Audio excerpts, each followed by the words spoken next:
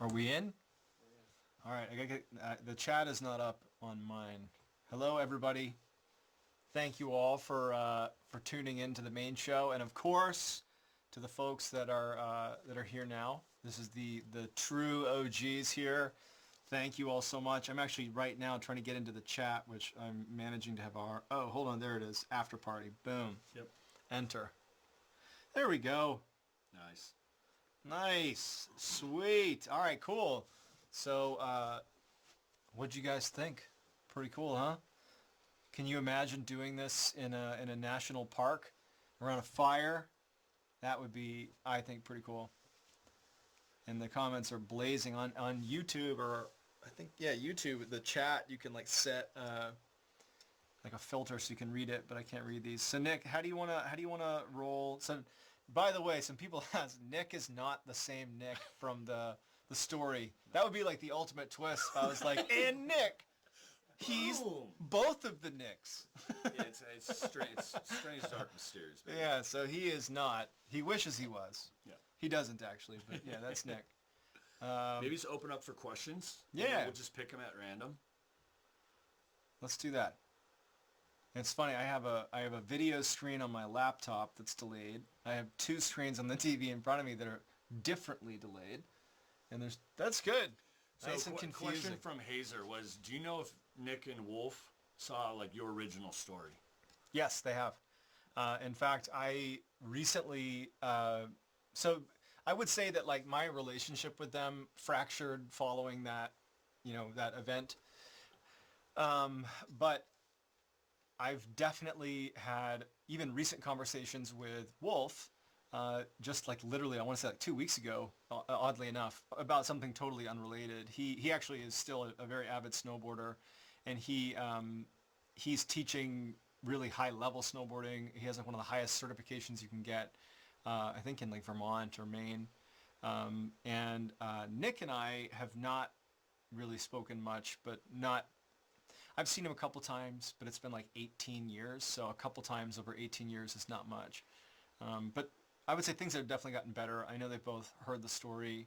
They were both there. It was an event that will be forever stamped, likely on all of our collective memories. So, yeah.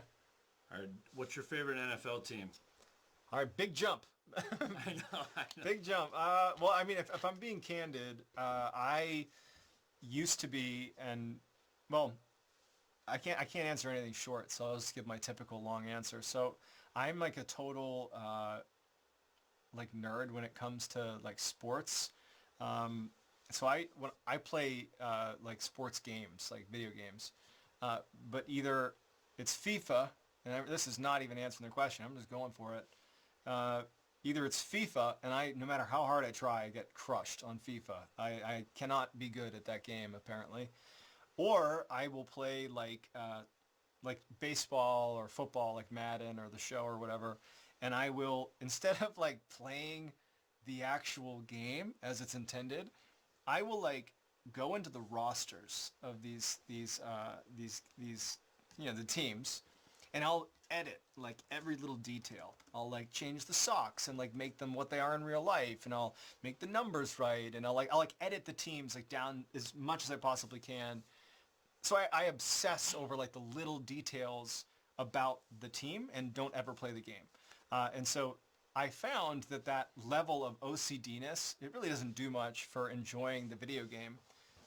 But for fantasy sports, you can get deep into the minutia of your team and obsess over every little thing. It's not the same as editing rosters, but it's like the same level of like I'm like up at like 3 a.m. like on the waiver wire looking for that gem. I'll make like 75 roster moves, and I lose every year on fantasy, but I've made the most moves by like 1,000. Anyways, I say all this because I developed an unhealthy obsession for fantasy football, which really diminishes your ability to enjoy a single team. My single team would be the Patriots because I grew up in Quincy, so I know there's going to be a load of people that are unhappy about that, but that's life. Tom Brady all the way. I don't care that he went to the Bucks. He's our guy. But yeah, I guess the Patriots. But truthfully, it's more like if I'm gonna do if I'm gonna do football, I'm gonna do fantasy football, and I'm gonna lose my mind making 75 roster moves and then lose every week.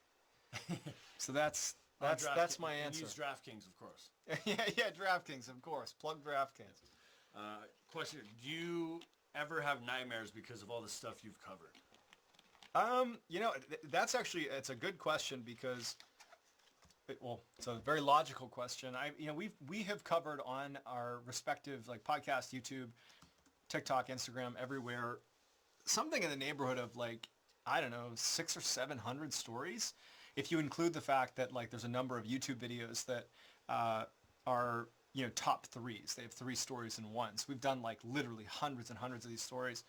And, I don't, one of the pieces of advice I give people that want to tell stories better, who ask for advice, because I try not to give too much unsolicited advice, is like you got to be fully in the story when you tell it. You can't be half in the bag, otherwise the story kind of falls flat. You got to be like in the story, and it's hard to do that because it's almost like acting, but really it's more like being okay with being vulnerable, I suppose, like really letting your emotions come through.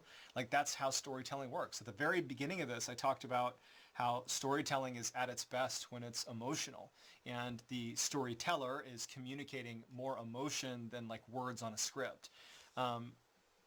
But I have gotten to a place where I'm pretty good about being able to get into that moment of the story, whatever it is, and really inhabit it and feel the emotions of it, but then also separate when I'm done recording and done working on it in order to be me and not have it really weigh heavily on me.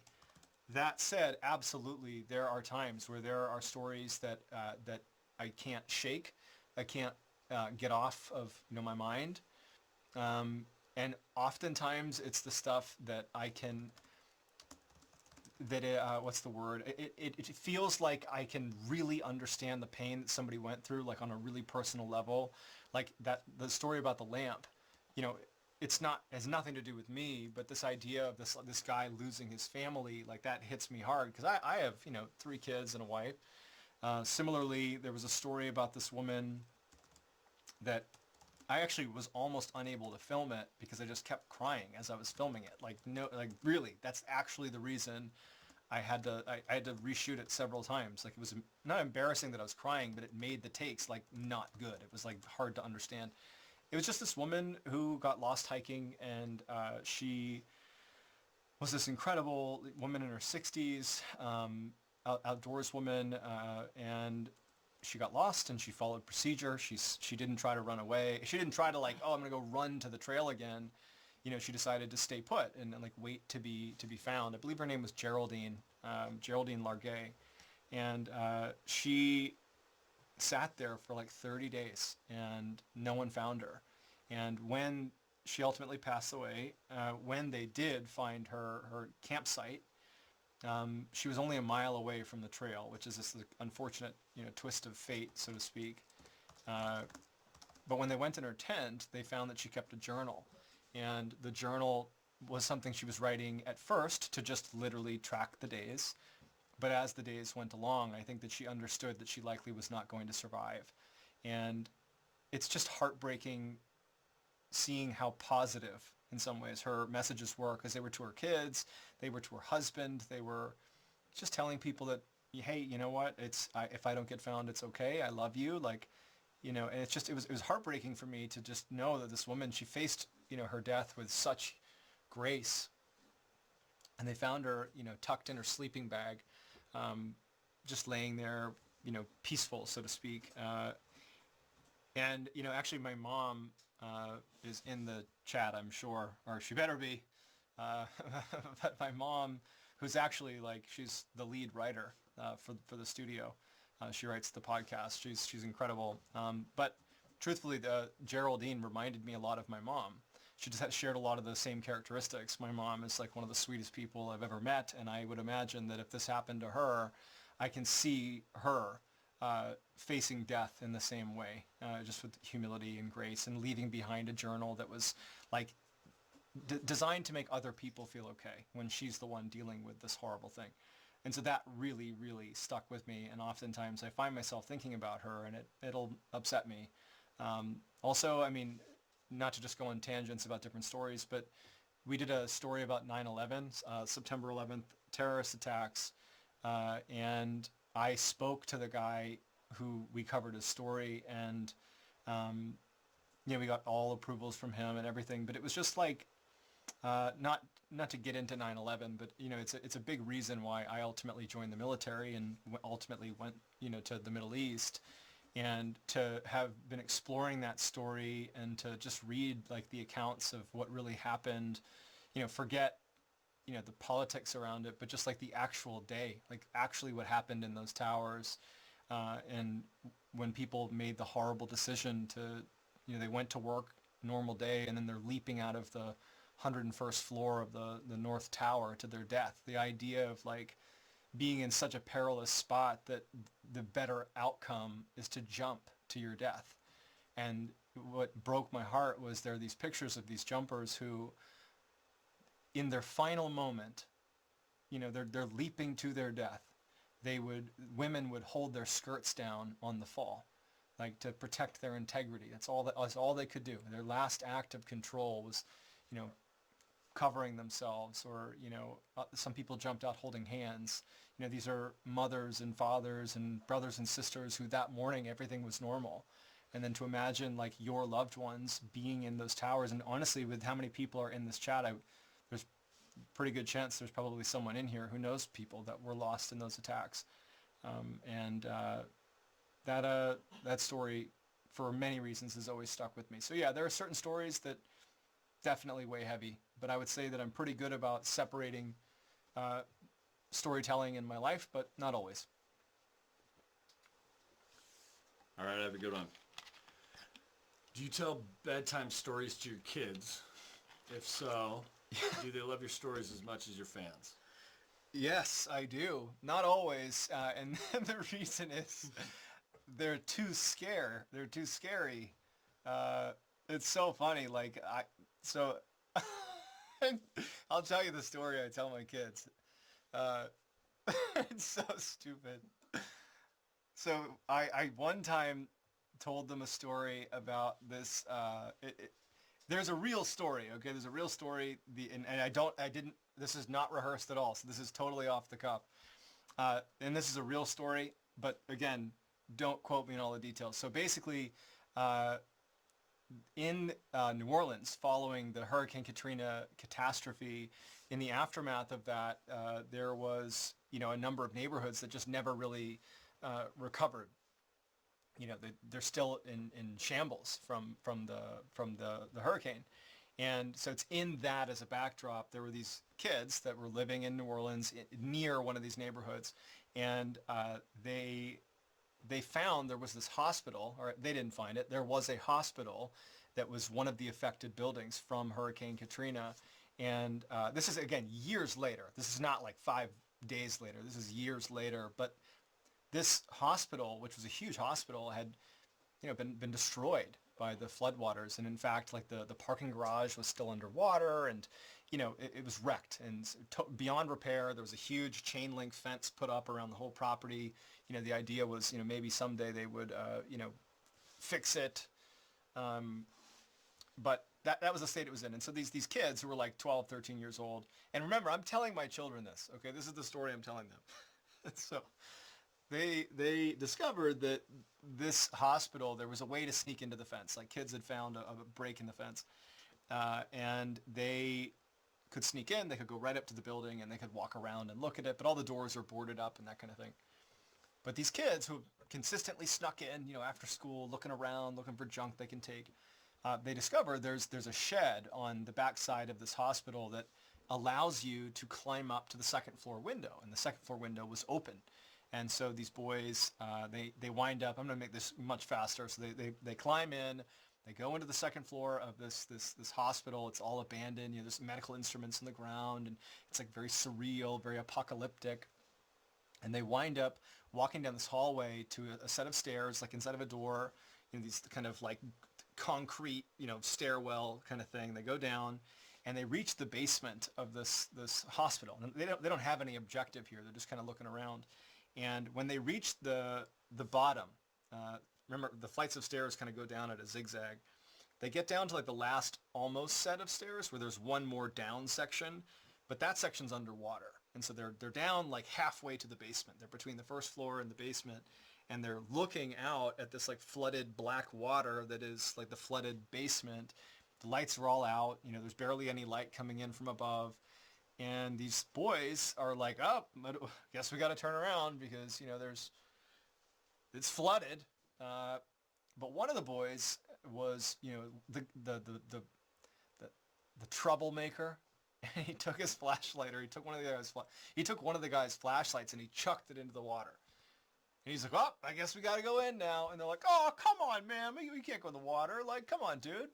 It's like standing water. It's like a foot of water or whatever it is. But anyways, like this kid, he true to form, marches into the water, and the kids kind of follow him like, oh, we can't do this, man. But they walk into the water, and in the basement, it's like these series of hallways.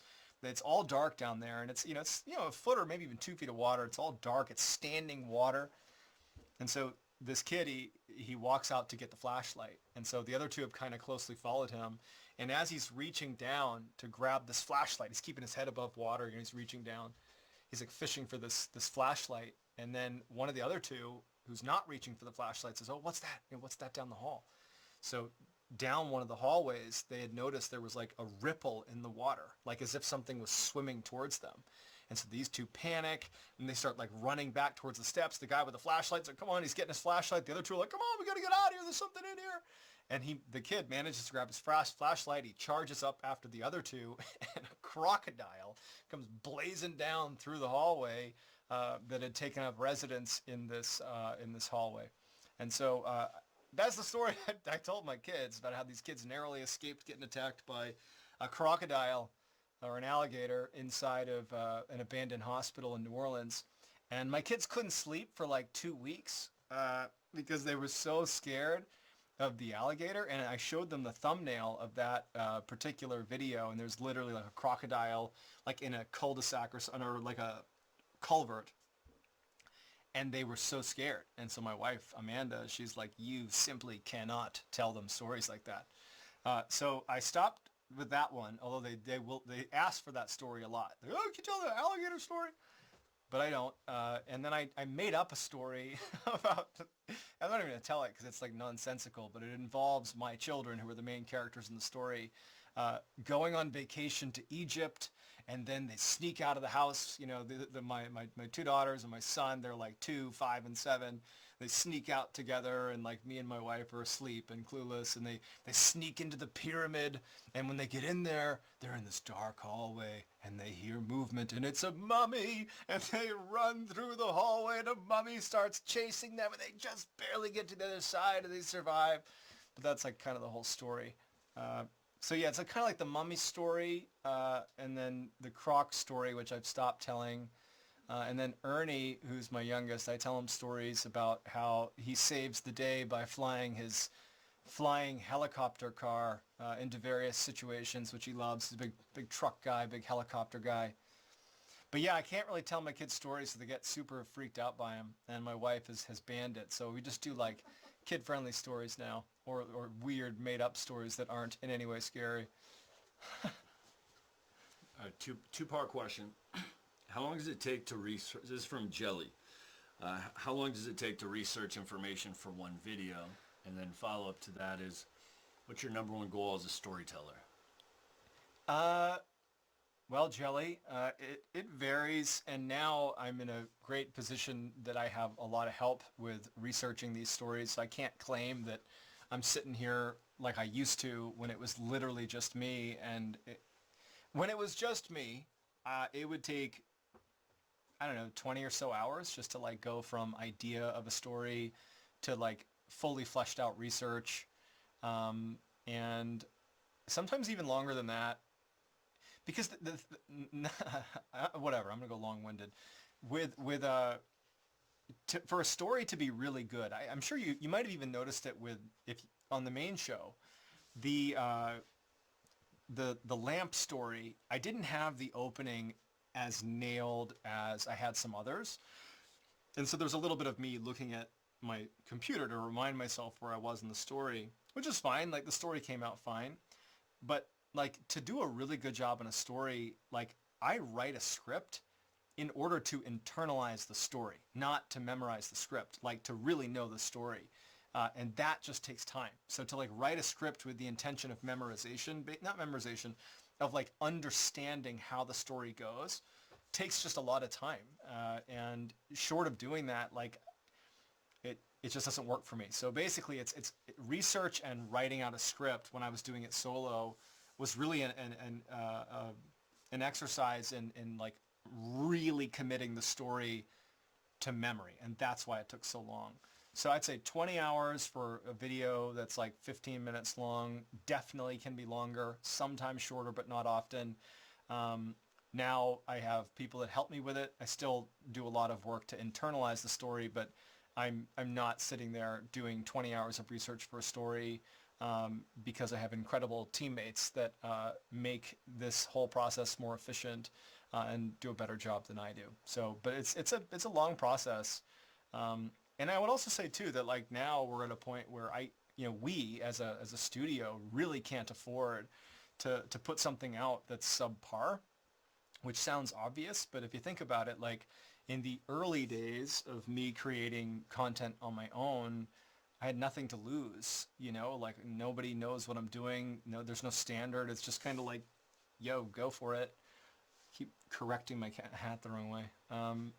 But now, there's standards, which is like, that's great. It's great to have an expectation of really good quality storytelling, but at the same time, it does, it means that you have a lot to lose. And so now there's a higher level of diligence about sources and how something's written. Like there's a bigger process now to ensure we're not going to trip over ourselves by accident. We're not going to put something out that, isn't true or is totally misrepresentative or it's just like bad.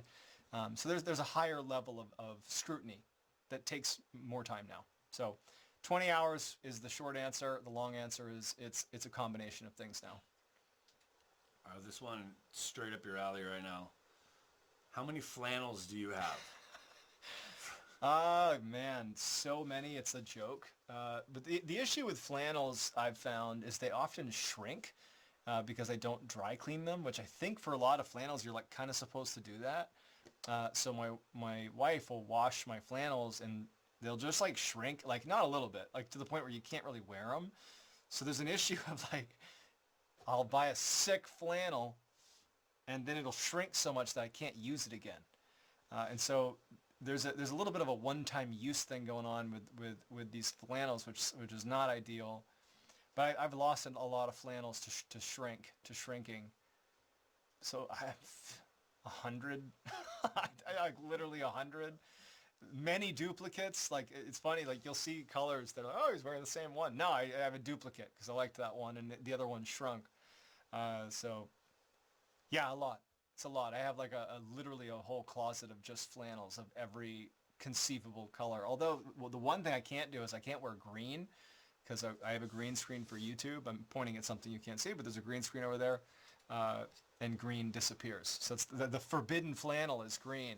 So you'll catch me when I'm not filming wearing a green flannel because I get to do that if I'm not filming. That's a special day for me. So there you go. Our next question is, where or how did you learn to tell stories like this? I got to be honest. I think that there's an element of innate skill that I have with storytelling. That's not to say that like literally this is all just something I naturally had, because that's not true. Really not on purpose, but over the course of the last 2.5, 3 years, I've effectively practiced storytelling in, the kind of strange, dark, and mysterious style hundreds of thousands of times. And so I've become much better at it. But I would say that I was raised in a family of storytellers. It's not like a coincidence that my mom, Jessie, who's Mama Ballen in the chat, it's no coincidence that she wound up being the lead writer for the podcast, because like she's a professional writer. She's somebody that like taught me how to write like as a kid. So she's an incredible writer, obviously. Also, my father is Scott. He's a Pulitzer Prize winning journalist at the Boston Globe. Evan, who also is working with us, Evan is my sister. She does writing for us as well. She does a whole bunch of things for us. She's won a Pulitzer. My other sister, Jessie, who I know, her and her husband, Josh, are on here, I think. But she doesn't do writing per se, but she's like a genius. She's working on her PhD at like a Harvard lab. She's at Tufts. She's like a world expert on bees. So she's incredibly smart. Anyway, I guess that's not a flex. That's more like I literally grew up in a family of people that like were writers and kind of intellects. And in many ways, I was kind of like the dummy who like rebelled by not trying very hard in school to like be different, be rad. But like growing up around people that are excellent at writing and communication was never short. It was all long-winded. We like wrote long like prose emails to each other. So I think I was just like raised around storytellers.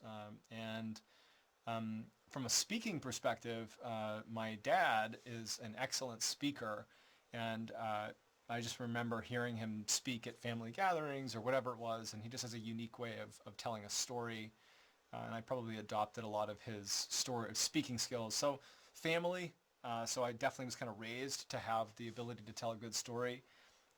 And then having my own interest in it, which helps, being really interested in storytelling. I love storytelling.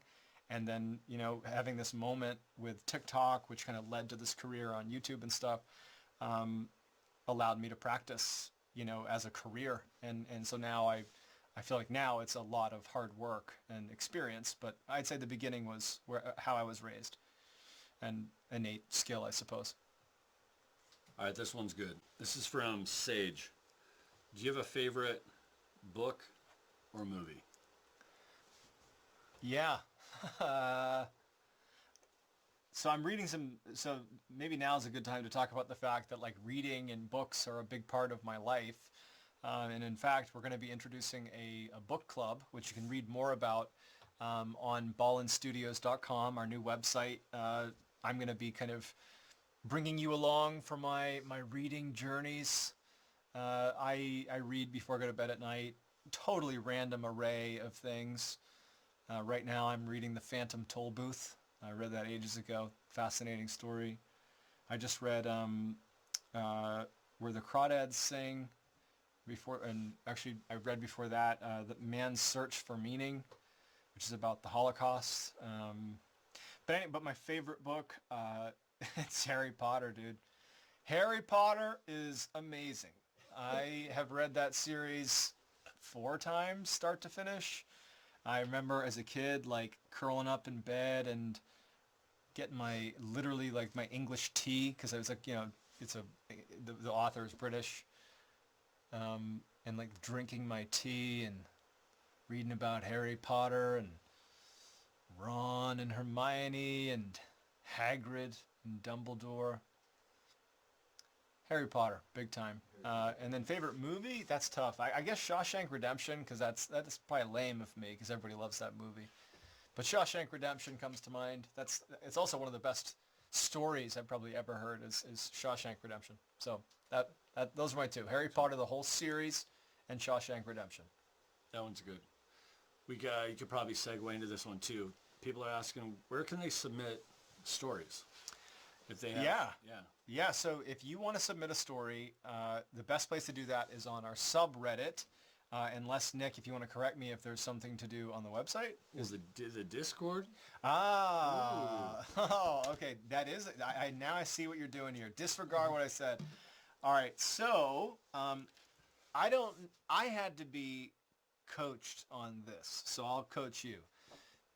There is a whole bunch of places on the internet where communities, ours being the strange, dark, and mysterious community, where they meet. You have your subreddits, Reddit, you have Facebook, like fan pages and various groups on Facebook. You have Instagram. You have social media. You got other types of forums. I mean, it's all over the place, and that's not bad. Having it being kind of all over the map is not a big deal. That's what we've kind of always done. But there is a tool called Discord, which is not new, but I only recently learned about it. I guess it's making me sound old, but it's basically like a place where all of your kind of segmented communities that are all part of the same community, like those that are on Reddit and Facebook and whatever, you put them in one place under one server, the Discord server. And so it takes a lot of work to create a Discord server, and then, well, it's easy to create it, but it's really hard to make it worth people's time to sign up for yet another thing. Doesn't matter if it's promised to be like, don't worry, it's not another thing, it's everything. This one's being run by someone who's run some of the biggest and best Discord servers on the internet. Like, Drew knows exactly what he's doing. He spent months mapping out exactly how ours is going to look. And think of it this way, you join our Discord server, it's completely free. You literally just click on a link and you go. It's free as can be. And it's going to be where we communicate with people. There's going to be all these rewards that are meaningful, like meaningful rewards from just participating in the community through Discord. We're going to have like trivia. We're going to have like games and giveaways, but it's not just going to be like cheap stuff. Like, I mean, like easy, like low hanging fruit stuff. We're going to have like events and town hall meetings, and I'm going to be on there because I read DMs like mad all across social media. I'd much rather like primarily go to Discord and chat with you all and respond to messages there. And like, if we get into doing like live touring, at campgrounds and stuff, like that's where we're going to go, our Discord server. And so our Discord server is live right now. And in fact, we are telling you all right now in the after party, this was planned out because we wanted the people that were so diehard, so committed that they would stay this long. One, they would go to the after party. Two, they would stay this long to have a first crack at joining the server, and you get all these additional bonuses for being early, so that like there's like badges essentially that you get that mark you as like an OG fan. Literally free, like for real free. Nick, it's free. It's completely free. Couldn't pay if you wanted to. Right. There's no option to pay for this. It is literally free. The only payment you got to do is you got to click on a link, which is, it's frustrating. You got to click somewhere. But once you click it, you're in. It's very easy. So on my Instagram, so go to MrBallen Instagram. Just go to ballenstudios.com, our new website, ballenstudios.com. Go to the bottom where it says Discord. Follow the prompts. You'll get in. It is as easy as this chat you're looking at. It's like intuitive. There's all these very well thought out explainers of where things are, what you can do, and there's like no one on there. It is like OG status right now. So tonight, after this after party, or even right now, go to ballenstudios.com, go to Discord, join there, and that is going to be our community. That's the one place where everybody's going to be. It's going to take time to get people to migrate over there, but it's like the easiest way for us to like really actually connect in one place. And for events, for all sorts of things, that's going to be the place we go. What'd you say? Products as well. Events. Everything Ballen Studios, MrBallen related. The Discord server, our Discord server. That's where we're going to go. So that's my pitch. What was the question originally? Submitting stories. Submit stories. On Discord, there will be not only an opportunity to submit stories, but like there will be interaction amongst other people in the server. Like you'll get rewarded if your topic gets used. User-generated content. Yeah, there's so many things that are going to be so awesome that I probably have done a poor job of explaining, but it's free. It's free. You just got to click on a link and you're in. And the earlier you do it, effectively the more rewards you get, which actually have real world merit. Later on, when there's there will definitely be thousands of people in there. We'll filter by people that have certain badges, because those are the people that were like, oh geez. We'll ask them first if they want to go to the campground for this first event, that kind of stuff. So get on there. I've done my hard sell. There you go. I think people are going to hate me, but I think we might. That's the wrap. All righty. All right. Well, thank you all so much. This has honestly been such a blast. Thank you all. People are saying invalid link. Yep. We're on it right now. Okay, we are totally on it. And don't worry, we are not like putting this out to the world about Discord. So like, it isn't like when this ends, there's going to be some huge announcement. Like you have a grace period here of probably the next at least few hours to get on there. So don't worry, you're in the inner circle. We'll get that link live. And if for some reason you can't access the link through ballenstudios.com, basically any of my social media channels, you can find it in the bio. Or you can just DM me and harass me, and I'll probably send you a link as well. But that's going to be it. I thank you all so much. This went a little bit long, but it was a blast talking to you. We'll definitely be doing more live stuff. I hope you'll join us. Go check out our Discord. Check out our podcast on Amazon Music. And there's something else. One more thing. What's the other one? The website, ballenstudios.com. Check it out. That's it. Thank you all so much. Happy Ballentine's Day. Take care.